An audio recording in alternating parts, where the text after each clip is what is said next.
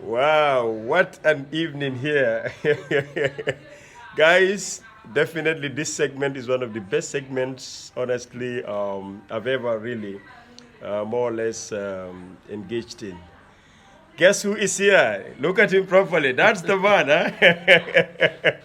Uncle, good evening. Good evening. Introduce yourself to the viewers, and I know some of them are looking forward to definitely hearing so much from you. Yes. Who am I meeting right now? This is Dominic Mendy, Not the former minister. not the former minister, but the old footballer. The legend.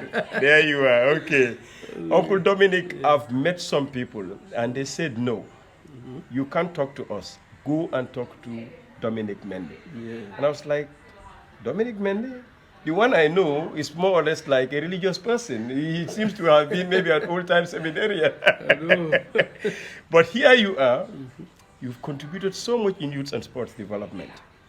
Yet not many people know that. Tell us your story, especially with a team called Chosan that used to play in Serekunda and then later Serekunda East. Chosan team was formed by a gentleman called Keba Job. Wow, Keba Job. Keba Job, yeah, he's late. Yeah, he's late. May his soul rest in peace. Keba Job, Was he from Banjul or Serekunda? No, he's a Serekunda. Okay. Yeah, he was born in Serekunda. Wow. He was living just after the mosque in Serekunda. Okay. Okay. There is a compound on your left when going towards Serekunda Serekunda Primary School. Yeah, primary Okay. school. Okay. There was their compound. Why the name Chosan? Why did he choose that name? The name Chosan was not chosen by him. It was chosen by the players. Wow. So you guys came up with the name Chosan? Yeah, we came with the name of Chosan, especially from a guy called Sering Chun. Wow, Sering Chun. Chun, yeah, Sering Chun. Is he around? He's around. We will need to talk to Sering Chun. Sering Chun. Wow, He's a okay. legend. He was a very good player too. That's okay. Yeah. And he gave the name He Chosan. gave the name Chosan. And everybody accepted it. Yeah, because Wow. Chosan, Kebajo more or less he was a friend with. There was a shop in Banjul Okay. that was named Chosan. Okay, okay. The proprietors was Dunjai Barracks, Wow. and then you have what's the guy names again? I forgot his name. Yeah, but like But it's all right. So it's like the name Yeah. Chosan was more or less from a shop. Yeah, that shop was in Primate Was Street. it a textile shop? No. Or selling It was. or the it traditional local material? Yes, exactly. okay. And moreover, looks like a sport shop. Too. Oh right. Yeah. Okay, good. So when was Chosan established to the best of your knowledge? Chosan was established here in Serekunda. It was in 1968. Wow. It was in 1968. Wow. Because me myself, I came from Banjul and come to live in Serekunda in 1966. Wow. A year after independence. A year after independence. That's interesting. Because- But when you came, before Chosan, were there other teams in Serekunda? Yes. When I came to Serekunda, I meet some other teams well before Chosan. Wow. Those you have Rockefellers. Wow. And Rockefellers was the team for Serekunda. Rockefellers? Yes, was the team for Serekunda. Wow. Serekunda, you know, where you have OJ, Aliu Kuroma, you have some very old guys there. Okay. Boy Philot, Okay. most of them are diseased now. For Rockefellers. May their soul rest in peace. Yeah, Okay. Rockefellers. And besides Rockefellers, were there another team? And beside Other Rockefellers, teams, yeah. you have a older team like What the guy? What the team? It will come maybe in the course of the yeah. interview. Other teams like Commerce. Commerce? Yes. Wow. They're called Commerce. Where you have these old guys we are playing like Musa Sissoko, you know, like Kunsa Baro. Sasuna? No, Sasuna was not in the team. Sasuna is just An administrator. you know, Sasuna is a small boy. Well, to you, but not to me. He's a small boy. All right, good. So, Commerce, Rockefellers. You have Rockefellers, you have Commerce. You have, what the team again? Yeah, we can go on maybe in the course of the interview. It may come. You have Commerce. Commerce was a team which was a mix between Latrikunda and Serekunda. Okay. And then Rockefellers too was a team mixed with Serekunda. Only Serekunda. Okay. Only Serekunda, Rockefellers. Yes. And then you have. How about Chosan? You had most of your players from Banjul? Chosan came lately. Okay. You know, Chosan came. I'm telling you, all the teams. Okay, before Chosan. At that time, the Serekunda Navetan, we were playing this Serekunda Navetan in Serekunda school. In Serekunda school? Yes. That's all the interesting. Navetan was being played in Serekunda school. This is an interesting thing. I think we'll have to stop here for now and we'll come to the significance or importance of Serekunda Primary School in the whole of Serekunda and more so Serekunda East. And I'm not surprised. The first ever major, gift or donation that was done by Serekunda East legends went to Serekunda School. 20 computers. Of course. Thank you very much, Skel. You know why you went to Serekunda Primary. We'll come back to you guys. Well, whilst on break, you were saying something. Can we please hear that, Uncle? The older teams that are playing in Serekunda were Commerce, Heroes, Rockefellers. I forgot the fourth team. Yeah, but Heroes, you said they came from where? Heroes are the team that came from Old Joshua. Wow, and do you remember some of the players playing for Heroes at the time? You have Danny Njai was playing for Heroes. Wow, Danny, that is the brother of Baby Sam. Baby Sam, huh? Coming all the way from Banjul. Really? Yeah. Okay. And then Rockefellers was all Serekunda. You have Serekunda, even mixed with some people coming from Banjul. Banjul, yes. There you have Aliu Koroma, OJ. OJ was a full supporter. He's among the management because he was a runner, not a footballer. You have Aliu Koroma, and then you have.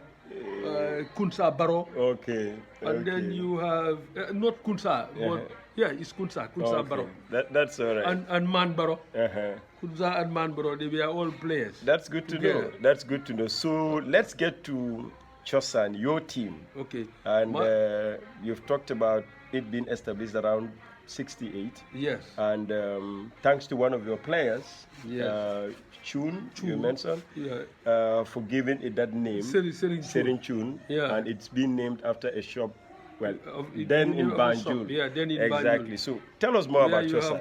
Do barracks and running those things. Exactly. But Chosan, when we formed Chosan, that was the main competition in Serekunda. Wow. Then you have Chosan in Serekunda. Yes. And then you have Rockefellers? Rockefellers is closed at that time. Okay. Because at that, I forgot, it's Red Star. Red Star. There is a team called Red Star. Those are the boys from Latrikunda. This side of Latrikunda. Sabi, Nganya. Okay. So Red Star, Heroes, Rockefellers, and Commerce were the older teams before Chosan. Yes, before. Brilliant. So those Chosan are older people. Yeah, Chosan came. Chosan came, and the manager was Keba Job. Keba Job, yes. Yes. And I was a footballer manager too. Wow, footballer and a manager too. Yeah. That's because interesting. We are managing the team. Myself, Yusufa Koroma, Serin Chun. And then you have another boy they call it Pa Sambu. He is the elder brother of Joe Sambu. Joe Kalama. No, not Joe Kalama. Sambu, the other. Joe Sambu, the other Joe Sambu who is in America. Okay. Pa Sambu was there. Okay. And then you have. Then we bring in Alaji Cham, who was a goalkeeper. That's right. And then Saho take his place. Goalkeeper Saho. Babukar late. He came lately to Tosan. Okay. And then you have Lamin Owens. Wow. He played for Chosan too? Yeah, he played for Chosan. That's interesting. Huh? That must be a formidable side. Yeah. Oh yes, you have Lamin Owens. At that time he has the brain of playing football, but he was very slow. We changed his play, we changed his football, and then he became a world legend star. And a world star. That's good. We changed his football. That's great. Because Lamin even played for Kwame, and then we were putting him to play as a left out. Okay. He was playing left out. That's right. Because his both feet are good. And his ball control is marvelous. Perfect. Wow. Bana, he was very slow. So one fine day, we were playing Chosan against I don't know one team in Latikula. They calling it Joliba. Joliba. Yes, that's Joliba. Interesting. That's another historical team. Where you have Laifal. And Laurent Bruce and all those guys, they were all in Joliba. It was made by this Omar Ndau at Gamtel. Okay, the former managing director. Manager of Gamtel, he was the manager for that team. Okay. That's interesting. And those we know it as those. It takes the place of Red Star. Okay. They come to that team. So Joliba, Chosan, among the older generation teams, but they actually came after Red Star. Yes, Red Star. Heroes and Rockefellers and Farimang. There is another team they call Farimang. Wow. Yeah. Was that team named after the Sir Farimang? Farimang Singate. Yeah. That's interesting. Wow, and guys. That team too, it was the manager was Omar Ndau too. My God. Wow. So more history loading, huh? Yeah. That's the main man giving you all the information. Dominic. That match we played. Yeah. And then you have Kasori was there. Wow. Kasori. You have most of the Kwame boys playing for Kasori. Wow. All of them. It was only 3 of us from Kwame that are playing for Chosan. That's interesting. So Kasori was a very strong team. So Kwame was already a first division team? No, before we went to the first division. You were playing Nawetan? We were playing Nawetan. But then remember, you two played for Chosan, and then you left Chosan for Kwame, or? No. I left, Chosan was just a Nawetan team. And then I played for Phantoms. Okay. In Banjul? White Phantoms? White Phantoms. Okay. I played for White Phantoms. Because the reason I played for White Phantoms is we formed Kwame. And when we formed this Kwame, it was during the time of the breakaway. During the time of the breakaway, there was a breakaway on the GFA. At that time, GFA, Gambia Football Association. Wow. There was a breakaway between the management. So these footballers also broke away. Break away and then make those are the things. That's interesting. So those breakaway teams, especially Phantoms, they came to play in Serekunda with our team Kwame. They always come and play here. So when we played here, that breakaway, MC Cham was the president of the GFA. Okay. And then you have the breakaway like MI Jallo and Salum, all the other teams, most of them. So the breakaway federation, we are playing in Banjul. The breakaway we are coming to play in Serekunda. And the other one actually continued to play in Banjul. So they try to bring them together again. Yeah. So all the teams went, but some of them didn't. Okay. So when they came here, they were playing with us here. Yeah. Then we decided that we should form this Kwame. Wow. Kwame, we were having. When was Kwame formed and who gave it the name Kwame? Okay, Kwame was formed in 1970. 1970? Yes. We'll come back. You'll get to know the story of Kwame very soon. Wow. There we are. We are back. And we were to talk about Kwame. And you said it was established sometime around 1970. Why the name Kwame and who gave the team that name? Well, we, the Chosan players, we decided to form the team, and if possible, register it at the GFA. Wow. So we formed our team named after Kwame. The name was given by Serekunda. Serekunda again. Serekunda. Serekunda gave the name Chosan to Chosan, and the same Serekunda again gave the name Kwame to Kwame. And we all this Serekunda, we must definitely talk to him, guys. Let's make it a day to talk to Serekunda. We all agreed to make it. Yeah, we all agreed. Serin moy won sen Serin nak. Wow, okay. So wax ñu lu bari ci Kwame nak. Waaw bu jox name bi Kwame. Wow. At that time am na benn boy bu fa nekkoon ba faté name. Mu ko oyé Modou Fabe. Wow, Fabe. Wow, he was a very good midfield player. Then Fabe Gambian landa. Gambian la. He's called Modou Keta. What we call him. Why you call him Modou Fabe? Modou Fabe rek kenn du ko xam. Okay. Wow, you live around Talinding. No, you will give me all their contacts because then you are a topper nyonyu and let them tell us their own story. Because Serekunda, I am really more interested in talking to Serekunda. He was a good player. Named after that footballer in England, we call him Slice. Slice? Yeah. Really? That's his name in football, Slice. Was he slicing all the strikers? All the time. He can cut you all along. You know that England footballer, they call him Nobby Styles. I know, Styles. All right. Slice, we call him that. I know. Okay, so let's know more about Kwame. What new then Fofu, lañ toog biir Serekunda school. Wow. Fofu lañ toog. Fofu lañ formé the name Kwame. Fofu lañ jëlee the name Kwame. Was it after a training match or just waxtaan rek? No, after a training match, we decide to def club. Fofu lañ ko amee. Then that club was so strong. Ba nga xam ne loolu tax even the breakaway bi amee. They come on to find us. Wow. Noonu lañ ñu find out. Waaw, so ñu ñëw ñoom dañ daan ñëw play si in breakaway bi dañoo ñëw play si Serekunda. Wow. Serekunda school foofu la breakaway bi daan ñëw play si. Wow, and they came and discovered this team from Kwame. Exactly. That was very strong also playing in Serekunda. Exactly. That's interesting. So, wow. You know. Wow. So who were the players at the time for Kwame?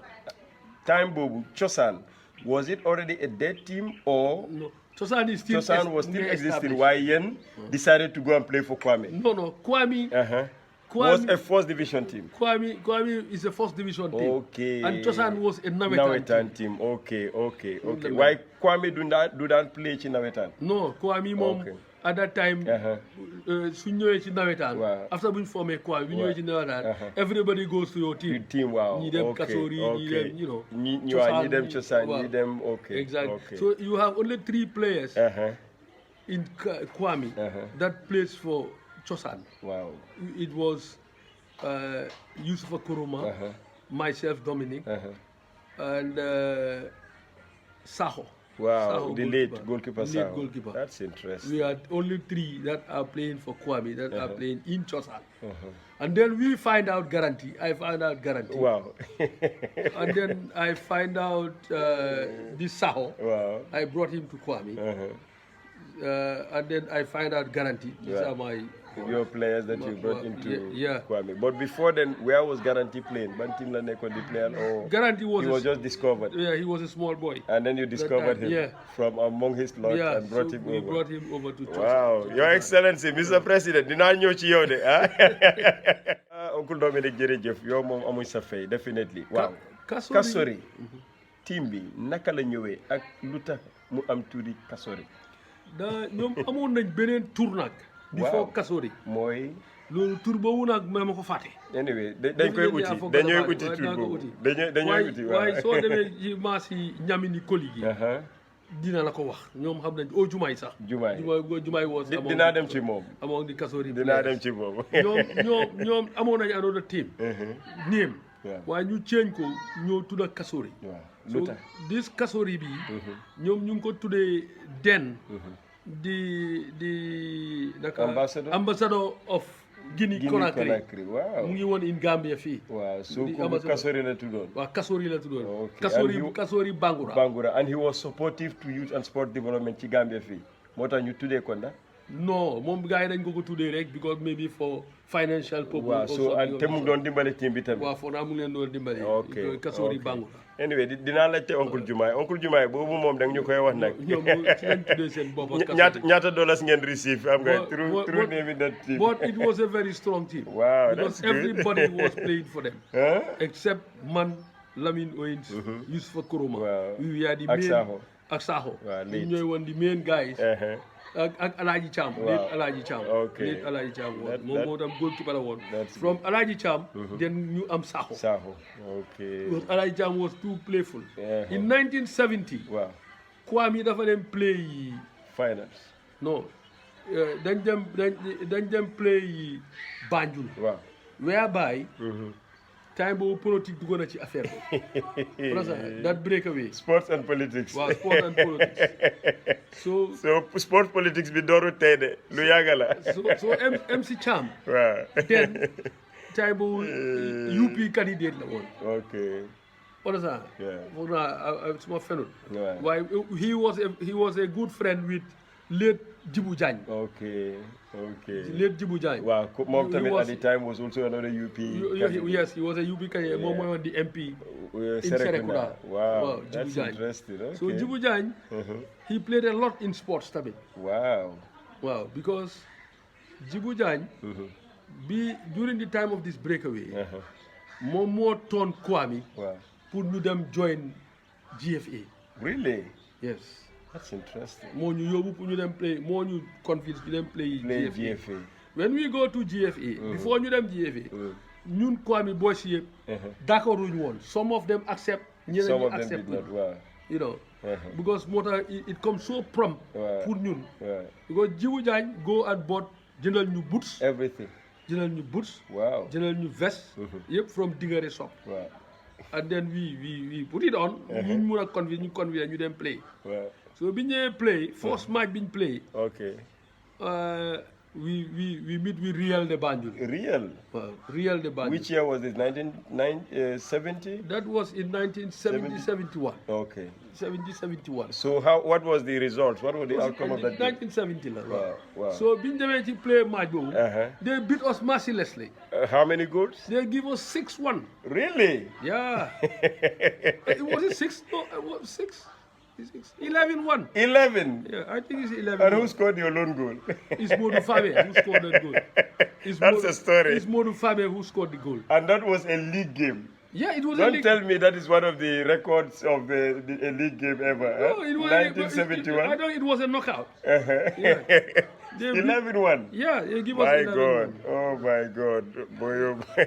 11-1. I could remember that. Anyway. It was Modu Fabe who scored that goal for us. Yeah. Guys, you've heard it from the horse's mouth. We will continue with the legends. Uncle Dominic, definitely amuñ sa fay. Dëgga kontaan nañ lool, bég nañ lool. You've given us history boo xam ne man musuma koo xam. And honestly, I've known you as an uncle waaye ne musoon nga play. Musuma koo xam. All along, man ne ma foogoon sa ci séminaire bi nga nekkoon. Jërëjëf waay. Ban kàddu nga am pour jox gars yi Serekunda is legends especially suñ new sports administrators yi yu nekk ci gox yi.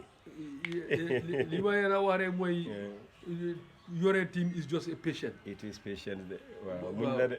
patient la rek. waaw muñ yos man mii niñ maa gis nii. nekk naa di play football. play naa Kwame. ba jeexal. ma ñëw nekk seen. manager. nekk coach. of Kwame. so loolu yëpp muñ moo ko isi. lu nekk ngay gis léegi ci football. ñun suñ marque li taxoon ñu daw football.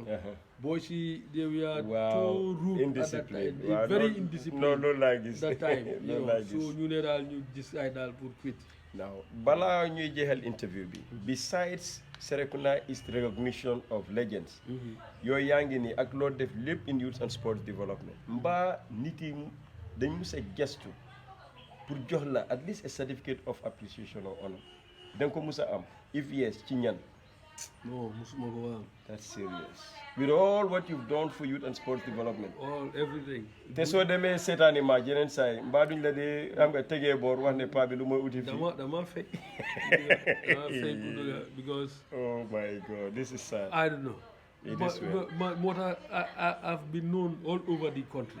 waaye man ñi ma ne ñeneen ñi sax xaw ma leen. non xamuloo leen. dama ne ñeneen ñi ma ne oncle ñu ñoo doon teel sa but si. xam nga yooyu yëpp dama ko dee dégga. ñoo xam ne man dama fa ne ñoo ma mag sax. By sadly télévision amutoon. pour wane seen xam nga. am nañ nag benn TV. waaw. boobu when ñun biñ jeexalee football es. waaw nawetaan we form a nawetaan team. waaw. call it All Hands. okay. All Hands. Wow. And it was a very powerful team. And you had somebody who was recording some of your matches. We have a recording of that final. And a video you, and a tape you. That is the thing. So loolu lañ soxla. Tape ki ko amee woon moo yoon Mbaye Sakho doesn't know where he put the tape. Loolu lañ soxloon. And ak Fada Goff ñoom ñaar rek ñoo ko war a am. And even su amee, will we be able to actually maybe use it? Because xëy na machines yu amoon ay yooyu noonu. am you know what I mean? Wow. Anyway, ñu ngi ñaan Yàlla and we hope Serekunda is legends will work on getting their own TV station or radio station or online whatever pour lii xale xam even tomorrow when you are an octogenarian 80 90 years xale suñ seetaanee lii dañooy xam ne pa buñ dee tasel ci cooj dëggate moom tamit def na war galam ci mbiri am nga sport ak youth development. Thank you very much uncle kontaan naa lool. Thank you very much. waaw uncle ñu ngi wax about Kwame waaye dafa am tur bu ma dee dégga mooy Baboucarr Barrow léegi kanaay woon Baboucarr Barrow ak lum daan def pour Kwame. Biyee Barrow mooy Baboucarr Barrow. moom mooy woon manager of the team. of Kwame mooy woon manager Kwame. waaw. moom waa Serekunda la Barrowkunda la dëkk. waaye most of his life mu ngi ko spend in UK. so bi mu ñibbisee. waaw. mu get in love with this team ñu ko wax Kwame. so he did a lot for Kwame soo gisee Kwame taxaw fi mu taxaw tey. waaw. Baboucarr Barrow la Ñaamini Koli. ak Oje waaw. Baboucarr Barrow Ñaamini Koli ak Oje ñoo tax Kwame nekk fi taxaw waaye Baboucarr Barrow. amul lum defaroon Kwame. Kwame mooy di first team buy dem Banjul am full tracksuit la Kwame am. courtesy of what the courtesy of Baboucarr Barrow moo ko jënda. this is Umbro tracksuits from England. my God. The whole team a ko am. waaw Kwame. oh wow this is good. He was doing a lot for this team. oh wow. even këram sax suñ amee big matches foofu lañ dee solo. May God definitely continue to bless his family. You know, and his soul rest in peace. Man maa ngi doon wax ak some people ne. even some boys in America, they should send here a big cup, and then we have a tournament. We make a tournament for this man in the name of Sababu. Skel is listening to Hamnane. It may be done for him and many others who have contributed in youth and sports development. Li mota new joke, so that we don't wait until people are normal. Bala ñuy door di wax seen bir. Exactly. Because they gonna ne mom he just actually passed away last year. Yeah. You know, which is really sad because ñu bari ci ñun don't know about him. Yeah. And a lot more other people may not even know about him. And he was a footballer. Yeah. He played for Gambia. He played for Gambia United. Really? Before Gambia 11. Before Gambia 11. Wow. Before the National Scorpions. Well, that's interesting. He played for them. There was a team there called Gambia United in Banjul. In Banjul. Yeah. Wow. Where at that time you have these old teams like Foyer and those guys. Yeah. And these Phantoms and Augustinians. Augustinians and then Gambia United. Yeah. That's interesting. Yeah. Thank you very much, Uncle. Right. Well, Yanako Dega, it's really good to have these people around so that we get to know more about our own selves and what happened before we were born.